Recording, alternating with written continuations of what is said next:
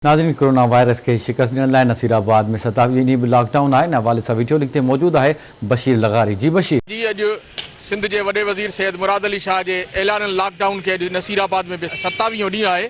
अॼु नसीराबाद में 27 ॾींहं ते जेको आहे नसीराबाद की पुलिस जेका आहे उन लॉकडाउन के जेको आहे मुकम्मल तौर उनके बहाल रखण में नाकाम वही है।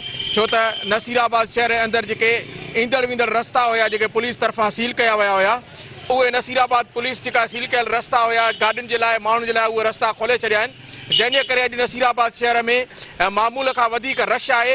उन रश जे करे जेको आहे जेको सिंध हुकूमत तरफां जेको ऐलान थियल हुयो त कोरोना वायरस खे कीअं रोकिजे उन जे लाइ लॉकडाउन थिए, लॉकडाउन वारे अमल ते जेको आहे नसीराबाद पुलिस जेको आहे मुकम्मल तौर अमल कराइण में नाकाम वई आहे। हिन इंतज़ामिया नसीराबाद जे का साल संभा न लधी आहे। असांजी जेके बि 25-26 ॾींहं असां ईअं बुख ते वेठा आहियूं, जेको हुयो रहियो खोयो 2-2 रुपया उहे बि असां हिन महिल ख़तमु थी विया। गरीब बेचारा जेको आहे मज़दूरी करे पेट पालन था ऐं उहो मज़दूरी बि उनखां खसी चुकी आहे। हाणे जेको आहे वायरस जे ख़तरे करे उहे पंहिंजी जान ऐं माली जेको आहे नुक़सान में रही चुका आहिनि। महिरबानी करे उन्हनि जो सहार संभाल लही वञे। असां मज़दूर माण्हू ॾियाड़ी वारा आहियूं, 500 रुपया कमाइण वारा आहियूं। हाणे 2-2.5 महीना थी विया आहिनि असां जेको वांदा आहियूं, बचड़ा बुख ते ने कोरोना वायरस में यको असां जेको हुयो पंहिंजो खाई वियासीं, कुझु न मिलियो आहे असांखे यकी। साईं, असांजो वक़्तु ॾाढो ॾुखियो थो गुज़रे।